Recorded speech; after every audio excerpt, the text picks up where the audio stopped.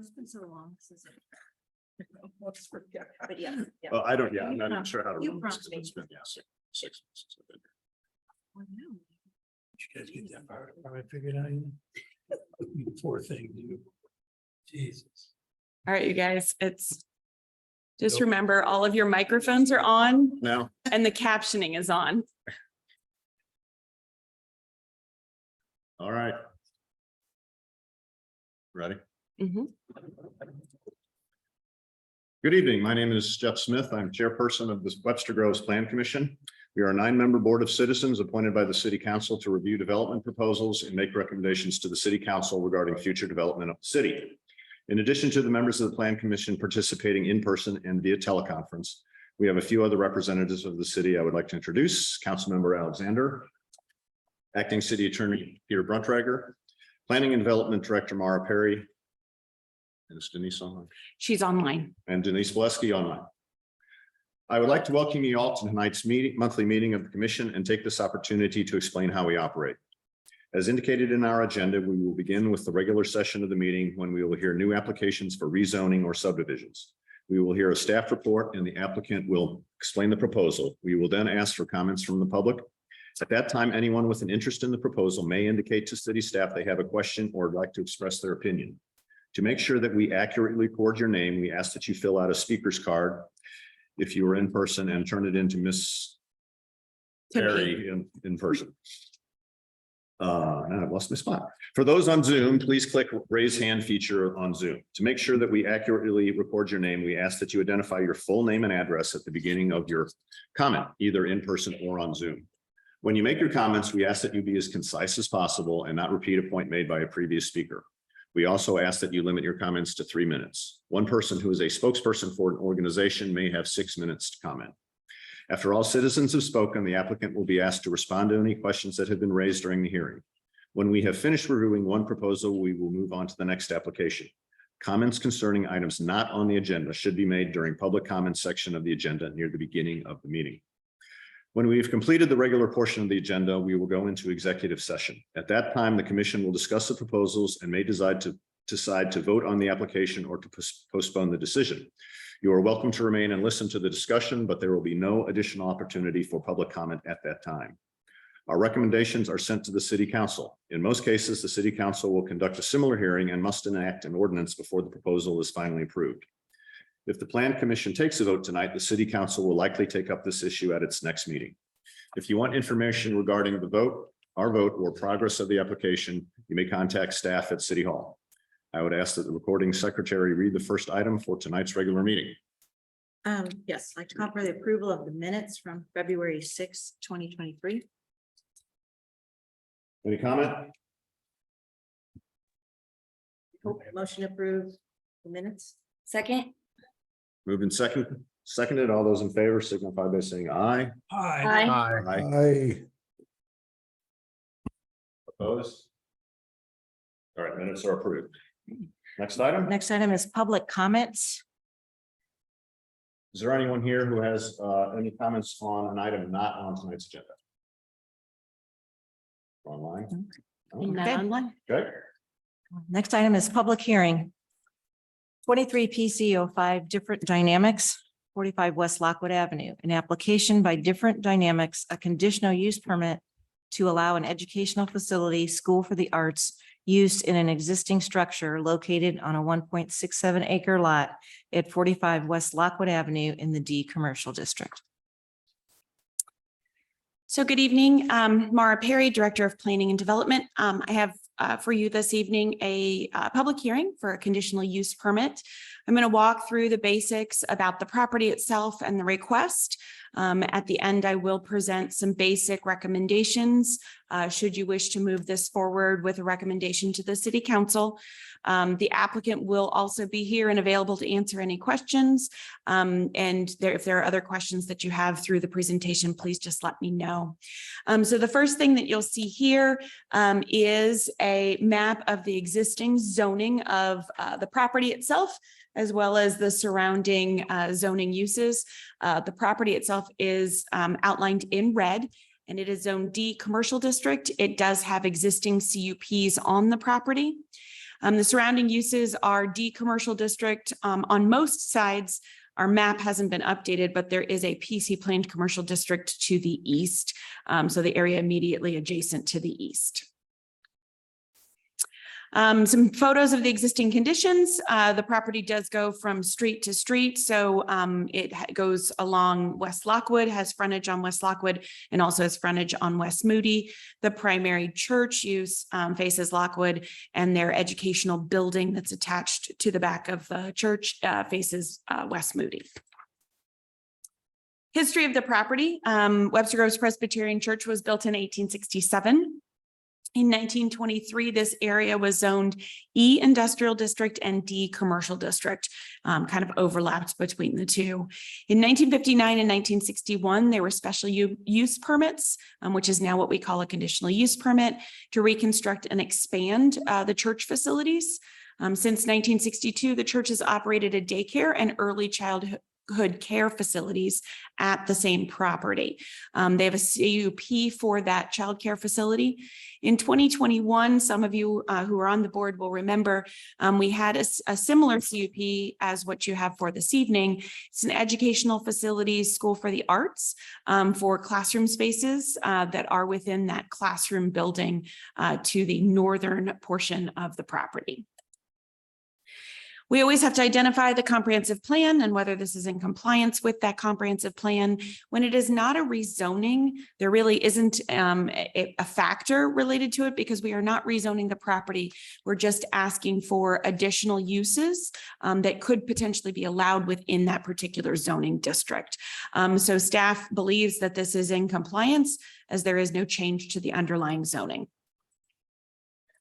When reviewing a conditional use permit, you review what the council is going to make in their final determination, which is whether the proposed use will not substantially increase traffic hazards or congestion, substantially increase fire hazards, adversely affect the character of the neighborhood, adversely affect the general welfare of the community, or overtax public utilities.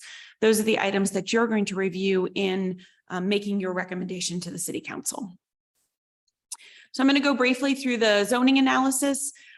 This use that's requested is educational facility school for the arts. We always find the use that fits most correctly with how they are going to operate. Some people would say this isn't necessarily a school, but the way that they operate with small group music fits most correctly with this educational facility school for the arts.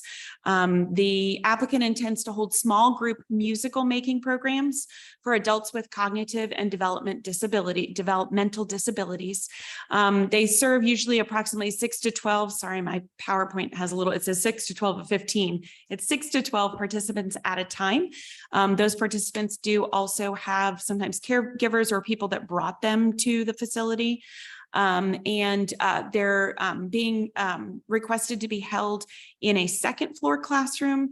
You'll see it in the map here highlighted in green. In this classroom up here, you'll see this is the main part of the church. Sorry, I'm going to move the closed captioning.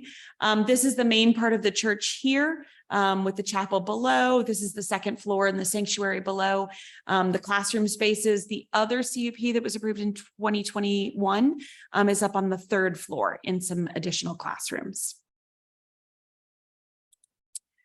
As part of our analysis, we always look at parking. The thing that's quite interesting about our educational campus parking is that it's always assumed that these classrooms are a part of a bigger campus of some sort. And in this case, a church facility that has other uses that are operating either at other times of the week or in some cases at the same time. But basically it only requires one off-street parking space for every 1,000 square feet of teaching facilities.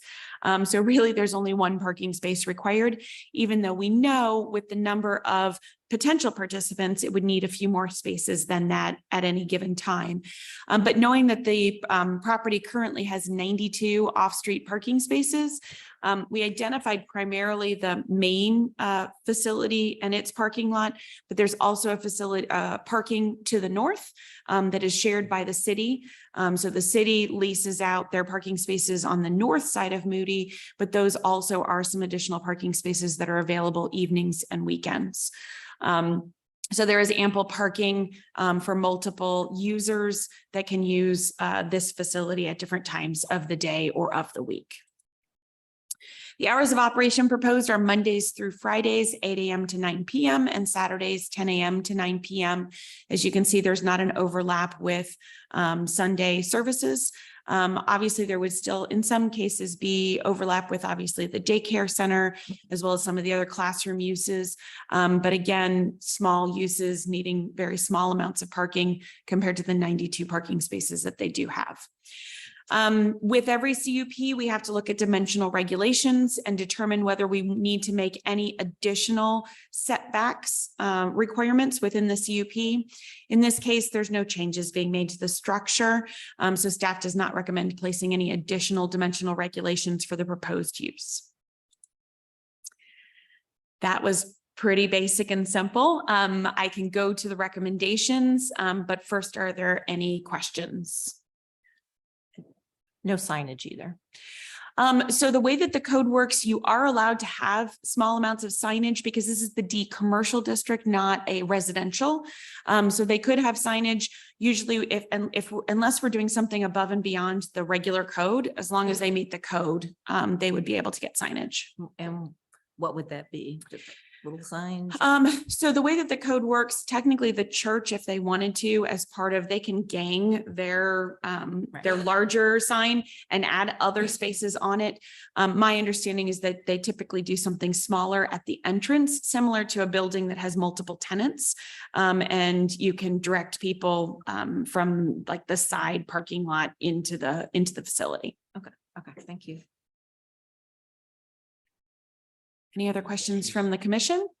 If I could just, I know there's other CUPs that are in this building, right? That is correct. Is there any substantial difference to this requested CUP over the other CUPs? No, there is not. Okay. Recommendations to the Plan Commission recommend approval of the CUP to the City Council. We recommend that the ordinance state that all provisions of the city code shall apply except as expressly modified in the CUP. So again, this is a reminder that they need to meet building code, they need to meet sign code, any occupancy requirements, all of those things would still hold.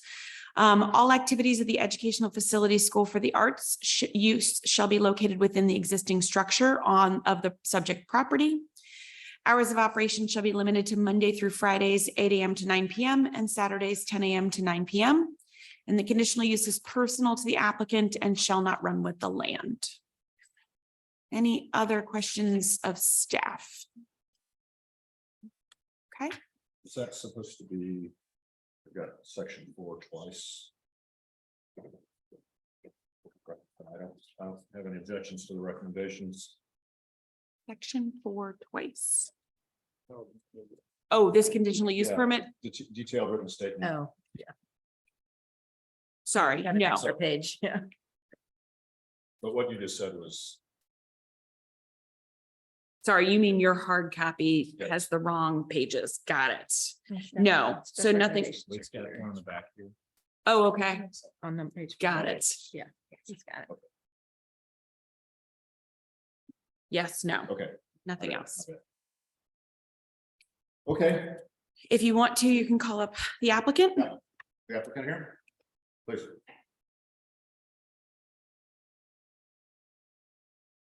Name and position and anything you'd like to offer? Oh, yeah, thank you. Yeah. My name is Jessica Ingraham. I'm the founder and executive director of Different Dynamics. We are a 501c3 nonprofit organization. We started in 2018. I'm very excited to be here and to have the opportunity. We're really excited about our partnership with the church and what it'll give us. We have yet to have our own kind of space. We do a lot of programming with other organizations such as Variety and Easter Seals right now, going to them. We also work with a lot of our cultural institutions. We have a program going on at the Botanical Gardens right now. And we've worked with Forest Park Forever and a few others. So this is a really exciting opportunity for us to be able to have a music studio space where people of all types can come and find a community and to make music together. So thank you for this opportunity. So this will be a dedicated, this room will be a dedicated space for you. It will. Okay, and you'll bring in multiple, you said we'll start with one and then, but there'll be hopefully multiple programs. Yeah, we're starting, our first program will be called the Music Exploratorium. It's going to be on Tuesday and Thursday evenings. We'll have 2 sessions each night. And we'll grow from there. Any other questions? Okay. All right, Great, thank you. thank you. Thank you. So if you want to ask if there's anyone of the public, Yep. Anyone here care to comment on the proposal? Okay, any interest in online? nothing online. Okay. Move on to. We have a motion So to we close, can close it? motion to close the Close, yeah. public hearing. Second, Second, moved and seconded. All those in favor signify by saying aye. aye. Aye. Aye. Aye. Okay, We get 3 online. Okay, we're good. Okay, next item, plats and site plans. 23 PC 06 Brentwood Block 7 lots 2 through 5 re-subdivision plat. A petition by Jacqueline and Joseph Palazzolo, property owners at 818 Holland Avenue, and Karen Alexander, property owner of 826 Holland Avenue, for an application for a re-subdivision to be known as Brentwood Block 7 lots 2 through 5 re-subdivision plat. The subject properties encompass approximately 0.79 acres of land. The subject properties are located within the A4 7,500 square foot residence district. So just as a reminder, this is not a public hearing. This is for our plats and our site plans. You've had one of these before, probably a year or 2 ago, where there are 2 pieces of property. Neither of them are able to be split on their own, but based on a potential platting, it can go from 2 lots to 3 lots. So I'm just going to walk through the basics about what it meets per the code. And then recommendations, because it would go forward to the city council for an ordinance. So the zoning of this property is A4 7,500 square foot residence district. The surrounding properties are also developed as single family residential and are zoned A4 single family 7,500 square foot residence district. There is one church property that is still zoned single family residential that is just to the north and wraps around the northern property. The history of the property is pretty basic. Both properties, 818 Holland and 826 Holland, have a single family home on them. Both of them, according to St. Louis County records, were built in 1930. You can see in this, we do a staff analysis of what is going to happen in terms of the property. The applicant had proposed a boundary adjustment to transfer ownership of 3,461 square feet of land area, which is to the north from 826 Holland to the property at 818 Holland. That piece of land is north of the existing shared boundary line between the 2 properties. Once that adjustment was made, the owner of 818 Holland wanted to split their lot into 2 legal lots per the A4 7,500 square foot zoning. The process we've done before, we simplify it by having one plat that does both the boundary adjustment and the lot split at the same time. It goes through the subdivision process and goes from Plan Commission to City Council. You can see in the diagram here, there's going to be a new line. So this dashed line was the shared property line between the 2. There's going to be a new line that moves over. And this is very rough and approximate, my little lines here, but it moves over 20 feet. And then the line then moves over to split these 2 lots into 260 to meet the minimum 60-foot wide lot minimum requirement. The only element that we always have to look at is whether any of the existing structures which are going to remain on the property are not in compliance with the code. Currently 826 Holland, the house sits a little bit closer than the 6-foot side yard setback, but its status is not impacted at all by the requested lot line change. It was already a nonconformity. And so we usually put just in the ordinance that any new changes, additions, or other things meet the current code, which is what would have already had to have happened, even if this plat was not undergoing. So the staff recommendation, before I get to that, just checking to see if there's any questions. So on 826, it's that particular lot line that's 6 foot is not impacted by anything. So that line kind of stands by itself as unaffected. It's more the fact that the house is too close to a lot line that's not moving. That's right. Yes, Yes. so that lot line is That not line is- moving. We're not creating by moving that lot line or splitting a lot. We're not affecting or creating any nonconformities there or increasing any nonconformities. If there's no other questions, so the recommendations that we usually make is that all provisions of the city code shall apply except as expressly modified in the particular ordinance. And then all future development at the subject property shall meet the existing municipal code requirements. The establishment of this plat precludes current and future owners from obtaining variances from the municipal code at the subject property. The variances are related to setbacks because they've established new lots. And the variance procedure states that lots that were prepared prior to the zoning ordinance in 1956. Okay. Any other questions? Yeah, Mara, Yes. it's Mike. I didn't see on here, I was having a hard time reading the scripts. If there were any easements or such on there, they'd show on the plat. There were no easements on the original plat, and we did not establish any new ones. Okay, so there's no chance of there being an easement right in the middle of one of these lots or something that render it unbuildable. Correct. We did make sure to address that during the plan review or plat review.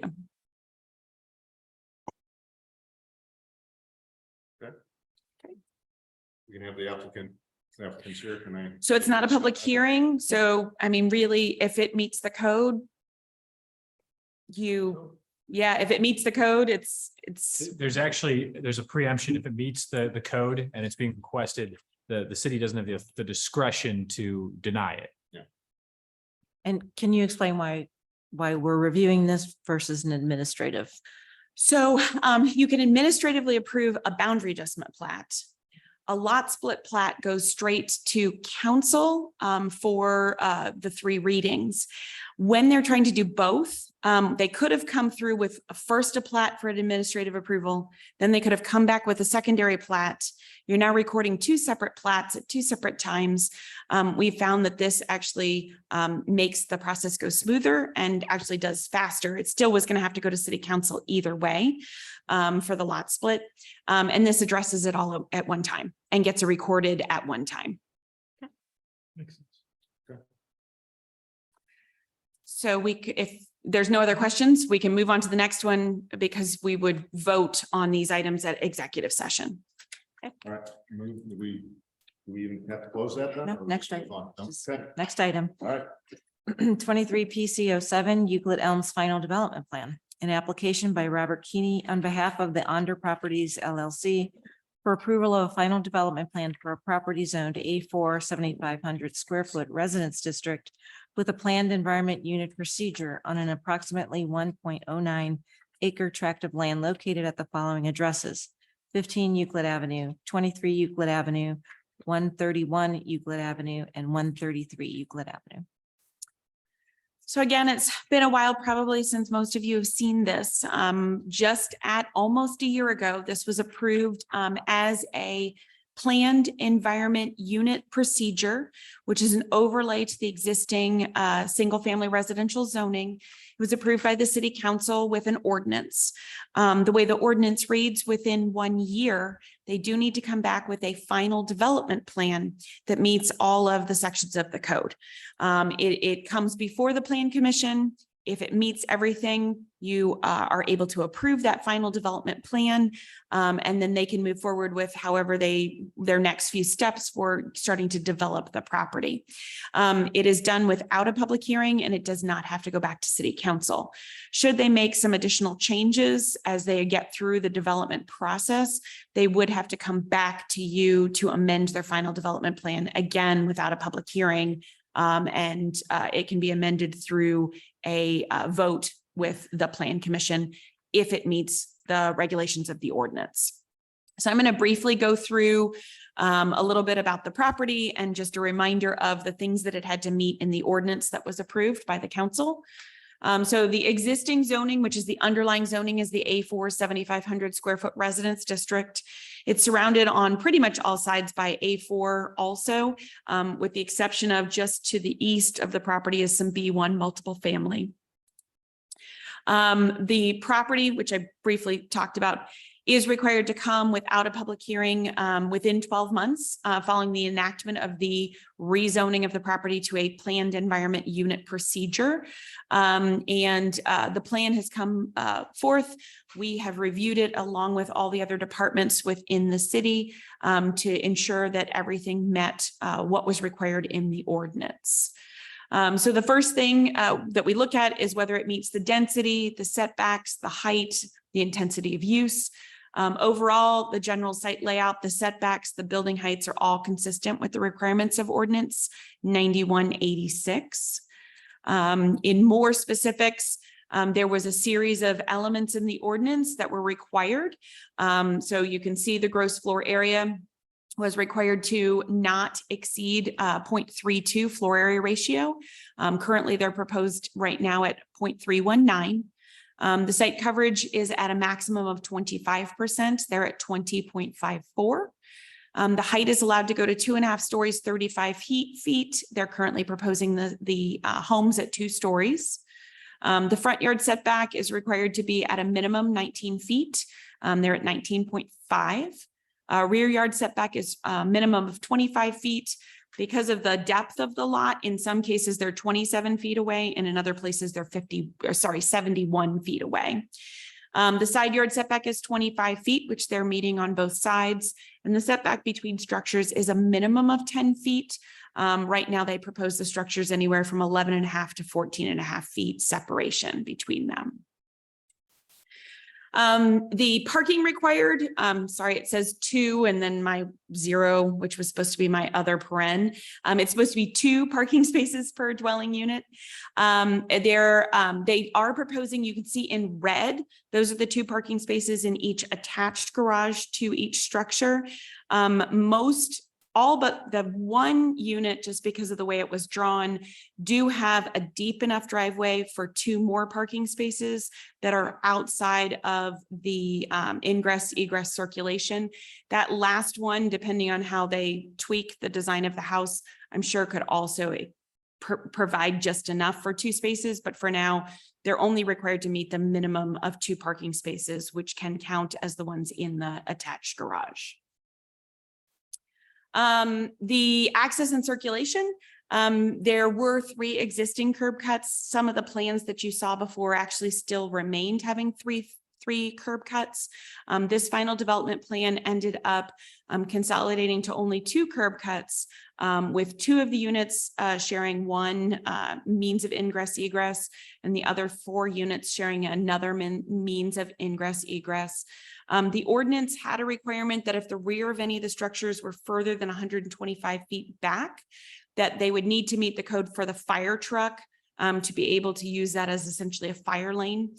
They were able to design and keep the detention area towards the back, keep open space, which was the main intent of having a planned environment unit, is to protect existing trees, keep some detention areas, and keep some open space and cluster these together.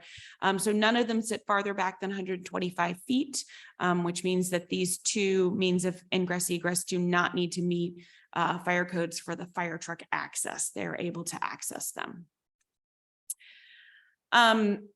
If there's any questions, staff recommends approval of the final development plan, and your action is just in the form of a motion or if you want to provide a motion with any conditions, or if you feel that you need additional information, you can hold it. It's not a public hearing. The applicants are here in case I can't answer a question. And I think that's it. Any questions for Mara? Mara, this Mike again, I'm sorry. Is there any way, anywhere that would talk about the total impervious coverage on all the lots together? Any limits on that anywhere? So we do not in our code require a total impervious coverage, so we do not have that. We've talked, I know you and I have discussed, and many of us have discussed changing our codes to do total impervious, but our code only requires footprints of structures.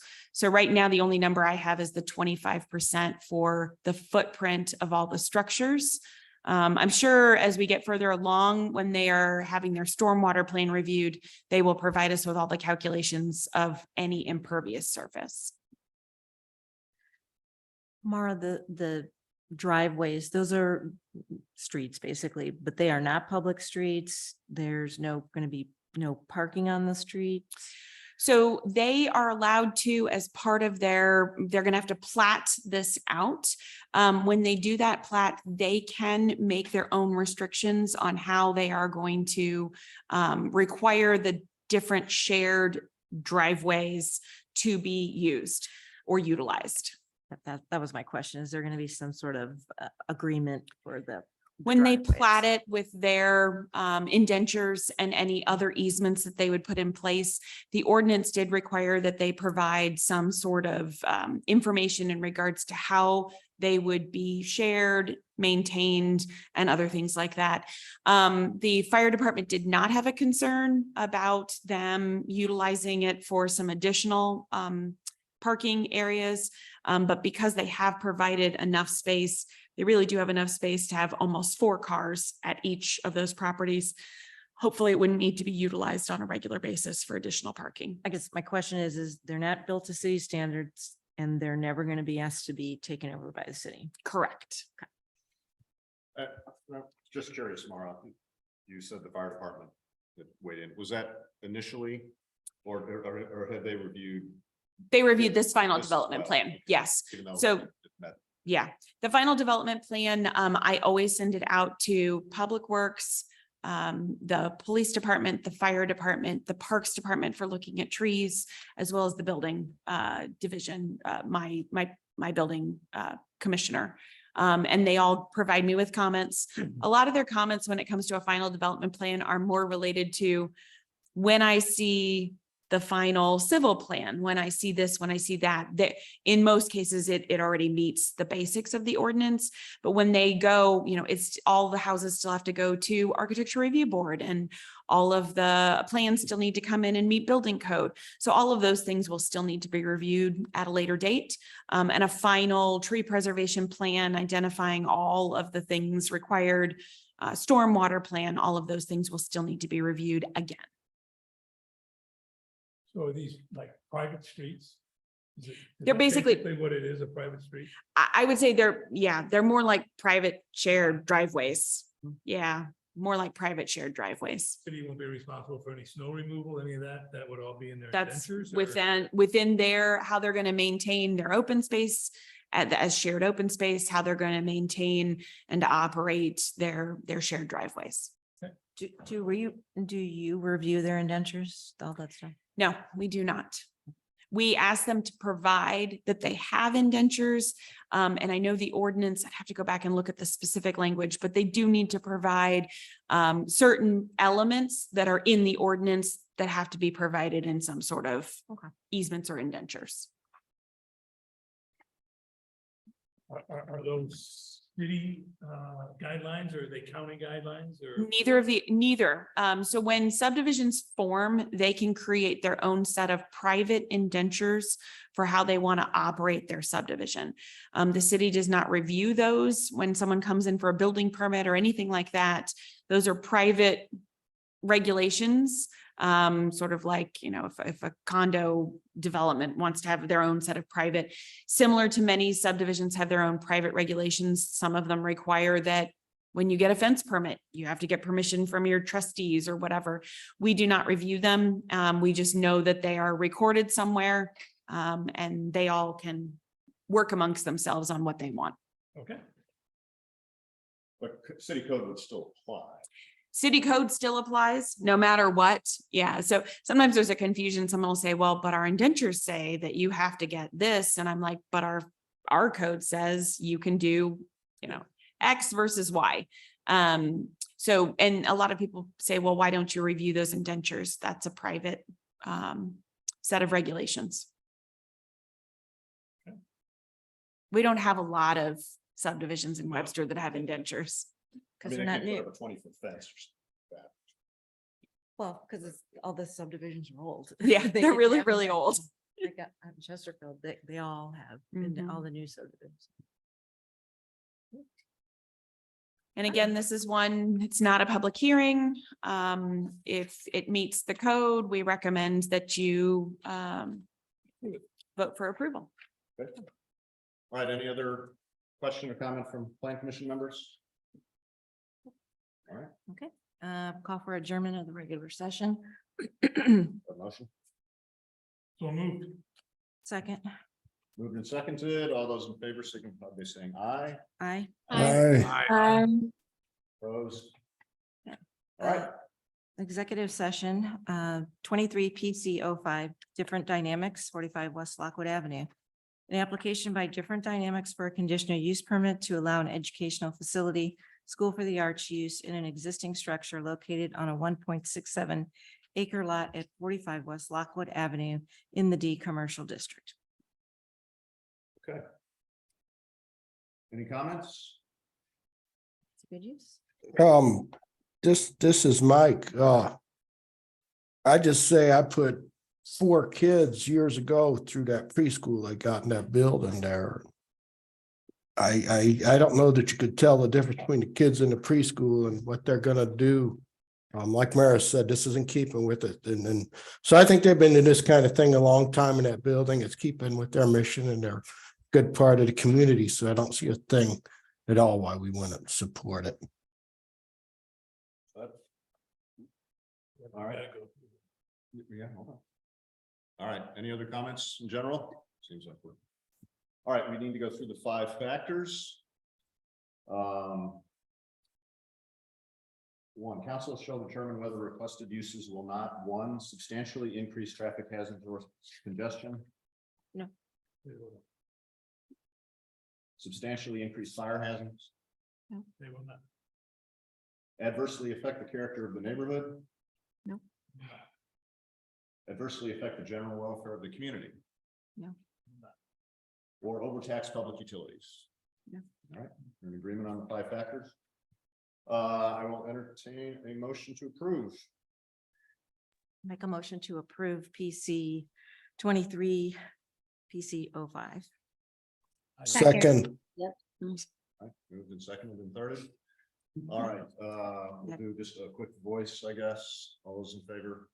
Aye. Aye. Aye. aye. And then do a quick roll call. Steve? Yes. Yes. Yes. Mike? Yes. Annie? Definitely, Grace? yes. Chair votes aye as well. Motion passes. Next item. 23 PC 06, Brentwood Block 7, lots 2 through 5, re-subdivision plat, a petition by Jacqueline and Joseph Palazzolo, property owners of 818 Holland Avenue, and Karen Alexander, property owner at 826 Holland Avenue, for an application for a re-subdivision to be known as Brentwood Block 7, lots 2 through 5, re-subdivision plat. Subject properties encompass approximately 0.79 acres of land. The subject properties are located within the A4 7,500 square foot residence district. Any additional discussion there? I have not. Motion to pass? Motion to approve, right? So moved. Second, Voice here as well. Voice only, and you don't need to do a roll call. okay. All those in favor signify by saying aye. Aye. Aye. Opposed? Aye. All right, All right, next item, 23 PC07, Euclid Elms Final Development Plan, an application by Robert Keeney on behalf of Onder Properties LLC for approval of a final development plan for a property zoned A4 7,500 square foot residence district with a planned environment unit procedure on an approximately 1.09 acre tract of land located at the following addresses: 15 Euclid Avenue, 23 Euclid Avenue, 131 Euclid Avenue, and 133 Euclid Avenue. Any additional discussion here? No. Okay. Hmm. Motion, I'll make a motion to approve 23 PC07. Second, all right, moved and seconded, voice vote again, all those in favor? Aye. Aye. aye. Opposed? All right, 23 PC07 passes. Other business? Other business? Okay. Next regular meeting, July 10th, 2023, which is the second Monday due to the holiday. So just as a reminder, today was the deadline to get something in for the next meeting, and I did not see anyone turn anything in. I'll confirm in the morning. And if so, we will cancel the July 10th meeting. And I will let you all know as soon as possible. You know, to practice. You are getting out of practice. I'll try to get you back moving. But most of the things have been able to be approved without conditional use permits. We have had a few change of ownership CUPs, but as a reminder, we got that switched to go straight to council. And in fact, we got it switched to go to administrative approval if all they want to do is take over the CUP exactly as the previous owner had. So it goes now without even a public hearing to council, just gets a ordinance approved. So yep, nothing else at this time unless anyone has any other questions about anything. Mara, is the total access urgent care, what's happening with that? I do not know. Oh, really? I do not know. Okay. That's crazy. They have multiple locations that got completely built out and have not opened. So Okay. yeah, it's not just the Webster one. Yeah, totally. Okay, okay. What's happening next to Regent's Bank? They're just going very slow. Very, very, very slow. Or Yep. The front is the coffee shop, 23 West, Yeah. and behind it is an attorney's office. Right. Whenever they finish their construction, It's still gonna be a coffee shop. So still going to be a coffee shop in the front as half. far as we know. Yes. Slow roasted. There's a new addition that's going to start under construction at Narix. Okay. We have Mossfield under review. Yeah. I'm sure there's some other stuff. There's a few other businesses going in that we're working with right now in a couple locations. And there's a lot of new construction. Got a few new houses that have been going. He's going up on my street pretty soon. Maybe, yeah. Maybe. They think it's going. Well, good. Motion to adjourn. Sure. Motion to adjourn. Sure. Second. I second it. Okay. Thanks Aye. everyone for coming. for your attendance. Thanks, all. Great closes. Thank Hey, you. Carl. Thank you. All right, well, if we don't see you in July. Yeah, have a good 4th of July. Everybody. Happy 4th of July.